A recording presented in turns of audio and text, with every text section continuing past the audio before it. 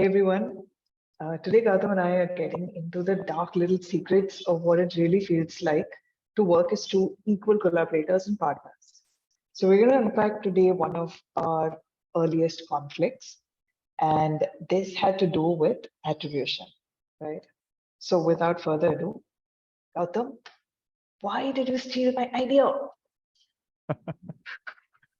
I'm actually trying to recollect which instance it was, but I can't exactly remember. But I remember this conversation between us. And yeah, I think I can explain. So it comes from a very personal belief and a personal, what do you say, stance, I would say. I've never personally felt the need for being credited for the ideas that I come up with in a given context, in a forum. And hence, I was unable to intuitively sense that that need exists very clearly in others, respect it, and act upon it. So that's where it stems from. Now, where does that stem from is an interesting question to ask. And the earliest instance I can remember is reading this particular email of Steve Jobs that I'm just sharing right now.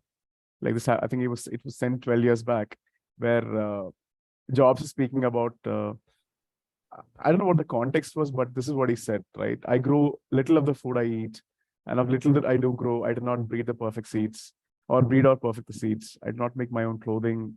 I speak a language I did not invent or refine. So it's I think it's a lot to do with ownership of the things around us. Right. For example, Apple as a company was built on deep tech, and deep tech is built on math. Right. And it did not discover the math that he uses. So anyhow, so this is where it stems from. And that taking that onto a very broader philosophical note, right? I have also personally never felt as the person who, as the originator of an idea in any context. It's more like the interactions and the conversations, etc.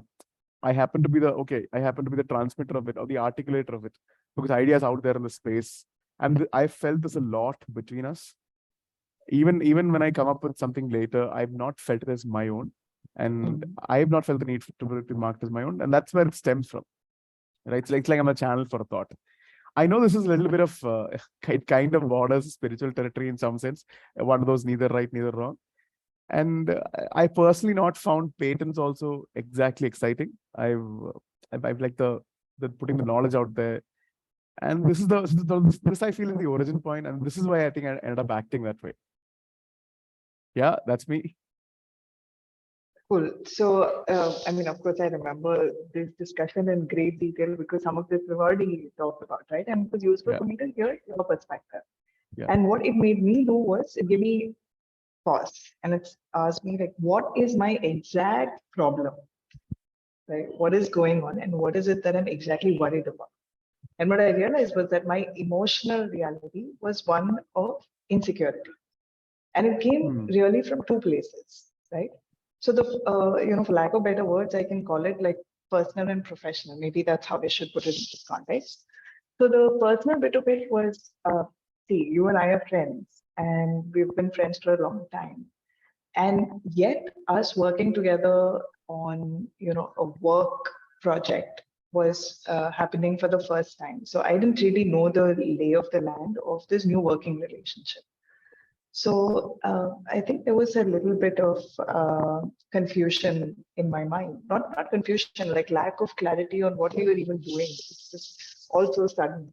Like people that have seen our earlier videos probably know our origin story, right? Like how I was taking it a week at a time, 10 days at a time. I didn't really think very deeply about how this was going to help me or you or us, or what this us and this is going to really be about.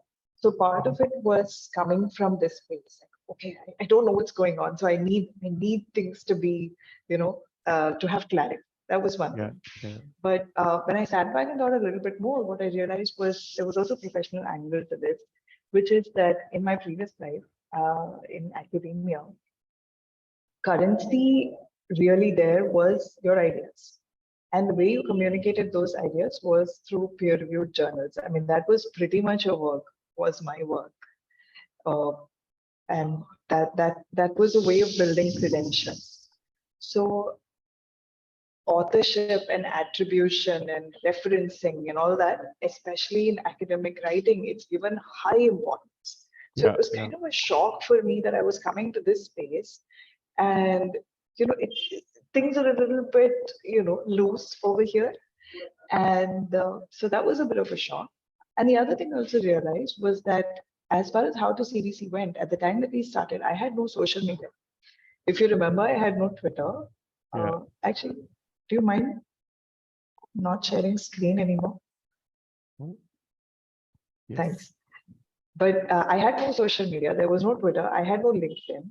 So I essentially had no independent existence of, my own work in this arena outside of artisans. So everything was sort of, this common property, so to speak, right? And then it became even more important for me at that time to be like, okay, if this is the only arena in which I'm showcasing my work, then of course I want to be credited for it. If you're writing an article, I want to ensure that it's both names are there. Or if it's something else, I can't actually remember the exact time when this brewed, but I think it had to do with the writing and the writing appearing somewhere. I can't remember where. But yeah, so this is where I was coming from. And then, of course, it helped that we talked about it immediately. I was able to bring it up, and then I was able to hear your point of view also immediately. And uh, I hope that you got an understanding of where I was coming from and why it's important. Because Yes. the philosophizing is on one hand, and that's certainly true. But we all know that at the end of the day, credibility building is a very real thing. Something has to be against your name, especially in an online. I mean, in anything, right? But especially in an online business. So I learned a few things about that. And yeah, which brings me to how did we resolve this? So for myself, I can say that it became immediately apparent to me that,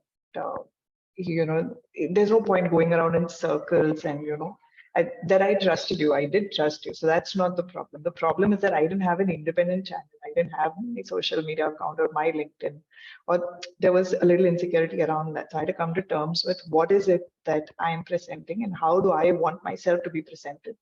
There was that.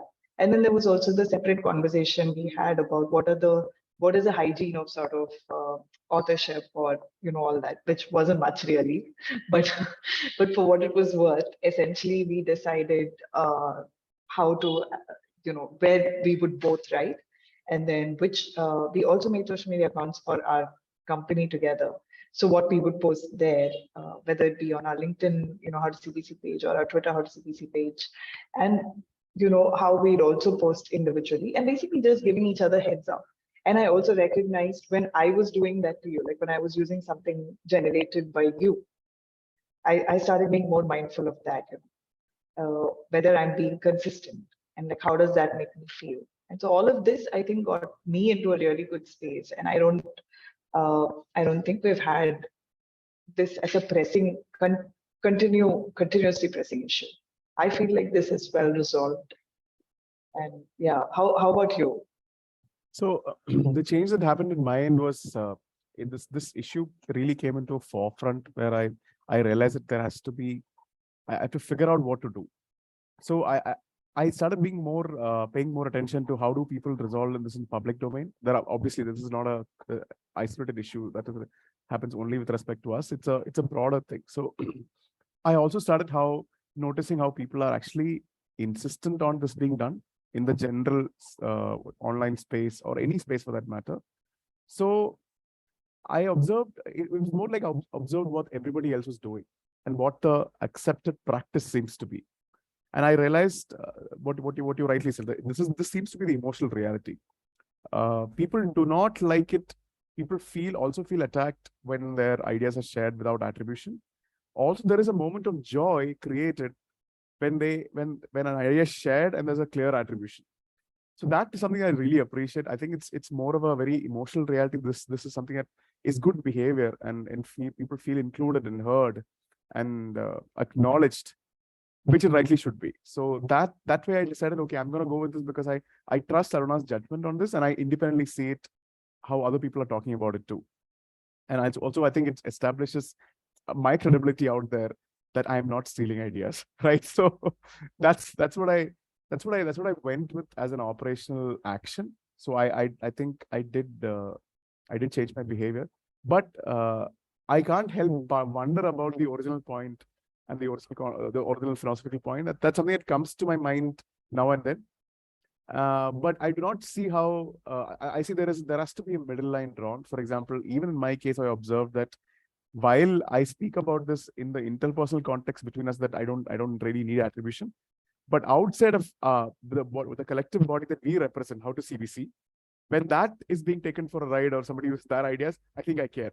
So I realize that that's where I draw the boundary, and I realize it's pretty much the same. It's just two different zones where you'd end up drawing a boundary, and so I did change my ways, and I took it very seriously. It did slow me down initially for a little bit, because I was this what do you say, horse with blinds on, just wanted to share content. But I think I picked it up as a muscle. That's what happened in my end. Awesome. Thanks for sharing that. And Yeah. that's our short discussion for today about how we ran into an issue and what we did about this issue of attribution that seemed to be a pain on our sides. Thank you for tuning in. See you in the next video. Bye.